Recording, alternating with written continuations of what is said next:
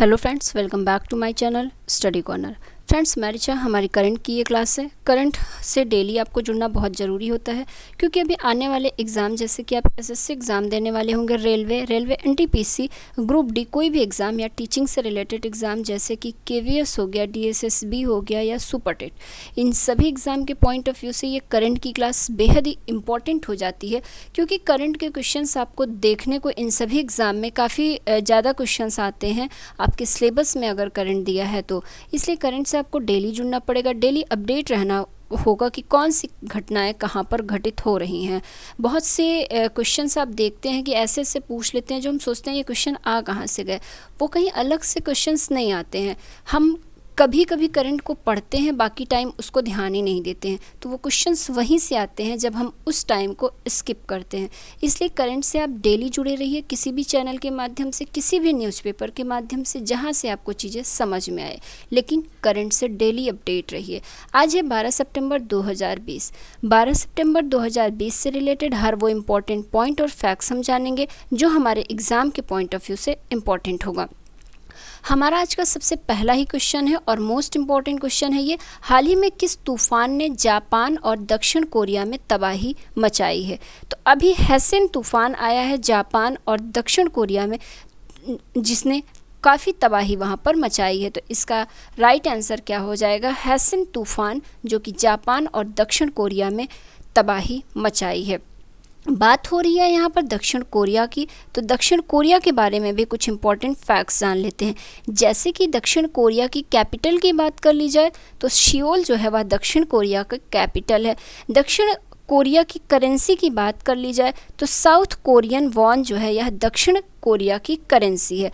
दक्षिण कोरिया के प्रेसिडेंट की बात कर ली जाए तो मून जेन इन दक्षिण कोरिया के प्रेसिडेंट हैं। तो ये चीज़ ध्यान रखिएगा। इस क्वेश्चन से रिलेटेड हमें इतने इंपॉर्टेंट पॉइंट्स मिले। अब अपने नेक्स्ट क्वेश्चन पे आते हैं। हमारा नेक्स्ट क्वेश्चन है, हाल ही में किस देश ने एडीबी के साथ $50 मिलियन का समझौता किया है? तो अभी हाल ही में बांग्लादेश एडीबी के साथ $50 मिलियन का समझौता किया है। इसका राइट आंसर क्या हो जाएगा? बांग्लादेश हो जाएगा। अब बात हो रही है सबसे पहले एडीबी की, तो एडीबी का फुल फॉर्म क्या होता है इसको मैंने अपनी करंट की क्लास में डिस्कस किया हुआ है, लेकिन फिर भी सुन लीजिए। एडीबी एशियन डेवलपमेंट बैंक को बोलते हैं एडीबी। इसकी स्थापना की बात कर ली जाए तो 1966 में एडीबी की स्थापना हुई थी। एडीबी का हेड क्वार्टर की बात कर ली जाए तो फिलीपींस में एडीबी का हेड क्वार्टर है। अब बात हो रही है बांग्लादेश की, तो बांग्लादेश से भी रिलेटेड कुछ इंपॉर्टेंट पॉइंट और फैक्ट्स जान लीजिए क्योंकि बांग्लादेश से ही $50 मिलियन का ऋण समझौता एडीबी ने किया है।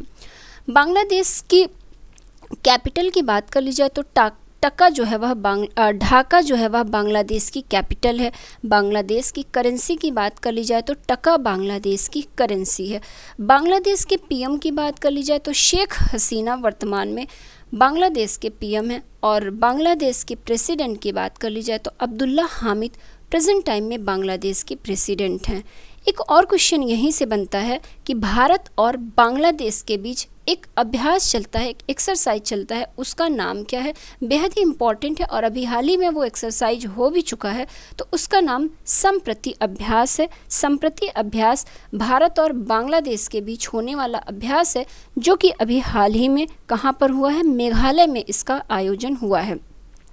कुछ चीज़ें और जान लीजिए बांग्लादेश के बारे में, जैसे कि मुफ्त इंटरनेट सेवाओं पर प्रतिबंध लगाने वाला देश बांग्लादेश बन गया।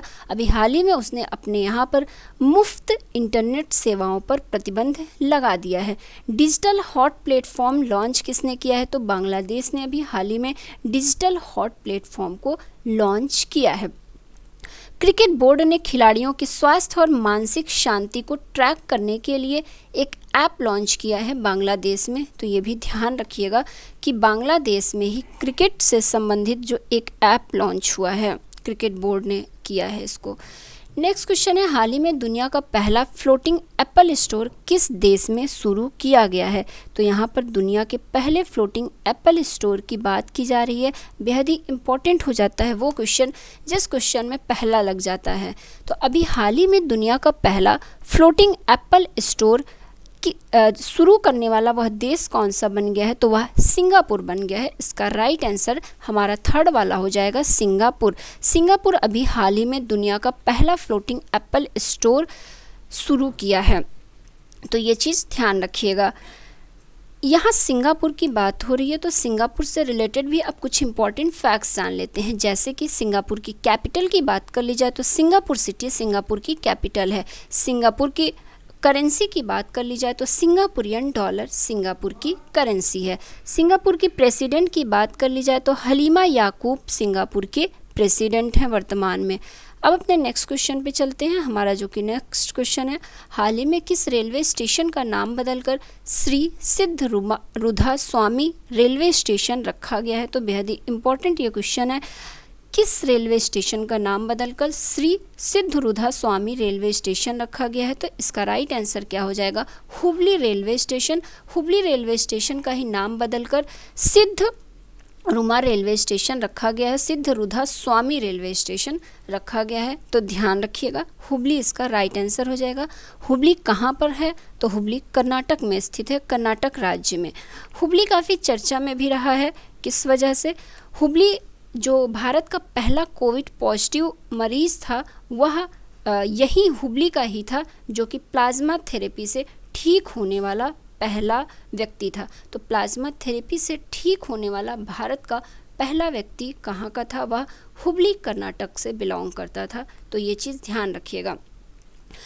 और एक वजह से हुबली बेहद ही चर्चा में रहा है। दुनिया का सबसे बड़ा जो प्लेटफॉर्म बन रहा है वह हुबली में ही बन रहा है। सबसे बड़ा रेलवे प्लेटफॉर्म कहाँ पर बन रहा है अगर क्वेश्चन बने तो हुबली इसका राइट आंसर हो जाएगा। तो ये चीज़ ध्यान रखिएगा। इसी रेलवे स्टेशन का नाम बदलकर अब श्री सिद्ध रुधा स्वामी रेलवे स्टेशन रखा जा रहा है।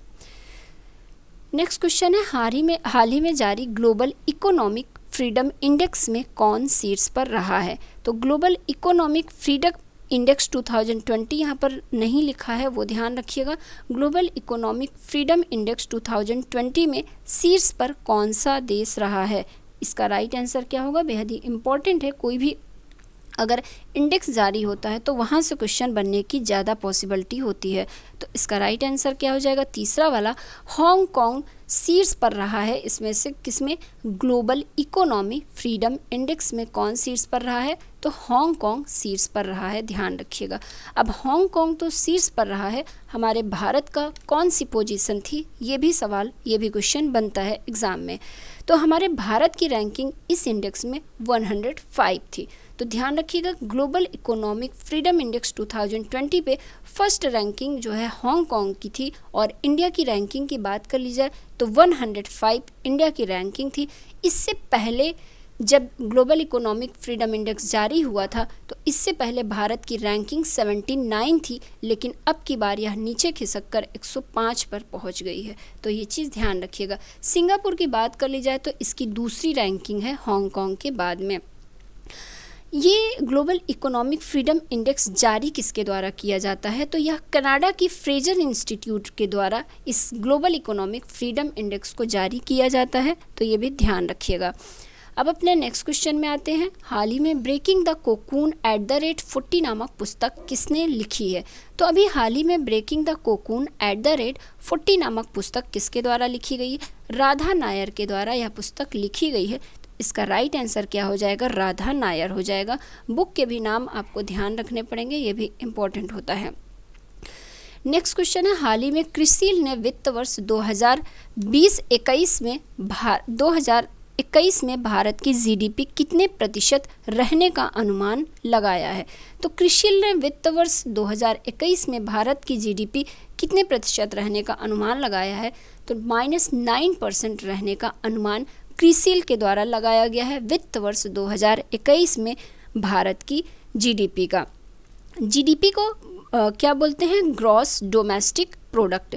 तो इसी का अनुमान क्रिसिल के द्वारा लगाया गया है। इसका राइट आंसर हमारा सी वाला हो जाएगा।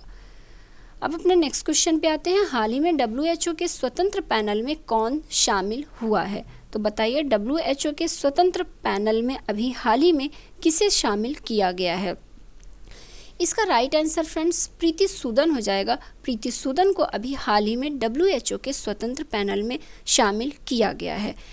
महामारी संबंधित तैयारियों के गठन के लिए यह स्वतंत्र पैनल को गठित किया गया था, जिसमें प्रीति सूदन को शामिल किया गया है। तो ये ध्यान रखिएगा कि इस स्वतंत्र पैनल को गठित क्यों किया गया था, तो जो अभी महामारी फैली हुई है इससे संबंधित तैयारियों के लिए इसका गठित किया गया था। इसे बात हो रही है WHO की, तो WHO से भी रिलेटेड कुछ इंपॉर्टेंट फैक्ट्स जान लीजिए।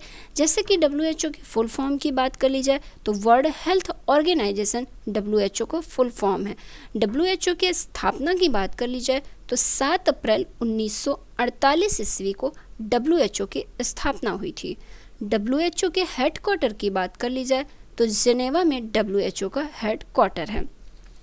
इस क्वेश्चन से हमें इतने पॉइंट मिलते हैं। अब अपने नेक्स्ट क्वेश्चन पे चलते हैं। हमारा नेक्स्ट क्वेश्चन है, हाल ही में सिटी ग्रुप की पहली महिला CEO कौन बनी है। सिटी ग्रुप की बात की जाए तो ये एक बैंक, बहुत बड़ा बैंक है। इसकी पहली महिला CEO कौन बनी है, यहाँ पूछ रहा है। तो सिटी ग्रुप की पहली महिला CEO जेन फ्रेजर बनी है। तो ये चीज़ ध्यान रखिएगा, जेन फ्रेजर सिटी ग्रुप की पहली महिला CEO बन गई हैं। सिटी ग्रुप की बात की जाए तो यह अमेरिका का है। इसकी स्थापना की बात कर ली जाए तो सिटी ग्रुप की स्थापना 1998 में हुई थी और सिटी ग्रुप के हेडक्वार्टर की बात कर ली जाए तो इसका हेडक्वार्टर कहाँ पर है, न्यूयॉर्क में है। ये चीज़ ध्यान रखिएगा।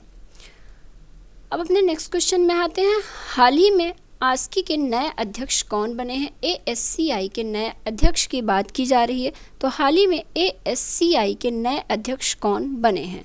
इसका राइट आंसर हो जाएगा सुभाष कामत ASCI के नए अध्यक्ष बने हैं। ASCI का फुल फॉर्म की बात कर ली जाए तो the advertising standards council of India. इसका फुल फॉर्म है, क्या है, the advertising standards council of India. इसी के नए अध्यक्ष कौन बन गए हैं, सुभाष कामत बन गए हैं। अब अपने नेक्स्ट क्वेश्चन पे आते हैं। हाल ही में जारी किए गए ICC T20 बल्लेबाजी रैंकिंग में टॉप पर कौन रहा है। मोस्ट इंपॉर्टेंट ये क्वेश्चन है। किसी भी गेम से रिलेटेड कोई क्वेश्चन बनता है अगर, तो वो एग्ज़ाम के पॉइंट ऑफ व्यू से बेहद ही इंपॉर्टेंट हो जाता है। तो ये क्वेश्चन आज के डेट का सबसे इम्पॉर्टेंट क्वेश्चन कर लीजिए। हाल ही में जारी ICC T20 बल्लेबाजी रैंकिंग में टॉप पर कौन रहा है। इसका राइट आंसर हो जाएगा डेविड मलान। डेविड मलान की बात की जाए तो ये एक इंग्लैंड के प्लेयर हैं। यही ICC T20 बल्लेबाजी रैंकिंग में टॉप पर रहे हैं। सेकंड पोजीशन की बात कर ली जाए तो बाबर आजम इस रैंकिंग में सेकंड पोजीशन पे हैं, जो कि पाकिस्तान से बिलोंग करते हैं। और थर्ड पोजीशन की बात कर ली जाए तो एरन फिंच थर्ड पोजीशन पे हैं। यह ऑस्ट्रेलिया से बिलोंग करते हैं। और KI राहुल की बात कर ली जाए तो यह इंडिया से बिलोंग करते हैं। यह फोर्थ पोजीशन पे इस रैंकिंग में थे।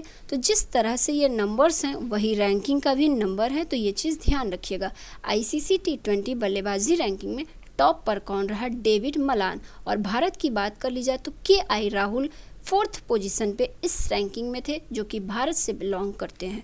तो दोस्तों ये हमारी आज की करंट की क्लास रही। क्वेश्चंस कैसे लगे हमें अपनी राय और सुझाव ज़रूर दिया करिए। और अगर वीडियो पसंद आया करे तो वीडियो को लाइक और शेयर भी कर दिया करिए। अगर आपको किसी भी टॉपिक से रिलेटेड, करंट का जो भी टॉपिक हो उससे रिलेटेड कोई वीडियो चाहिए तो वो भी हमें ज़रूर बताइएगा। हम उस पर भी वीडियो बनाने की कोशिश करेंगे। वीडियो कैसा लगा, राय और अपना सुझाव ज़रूर दिया करिए। और अगर चैनल को सब्सक्राइब नहीं किया है तो चैनल को सब्सक्राइब कर लीजिए, बेल आइकॉन के बटन को ऑन कर लीजिए, ताकि कोई भी वीडियो अपलोड हो तो उसका नोटिफिकेशन आप तक पहुंच जाए। और अगर वीडियो पसंद आया हो तो वीडियो को अपने दोस्तों में शेयर कर दीजिए, लाइक कर लीजिए। अपने नेक्स्ट वीडियो में हम फिर से मिलते हैं, तब तक के लिए धन्यवाद दोस्तों।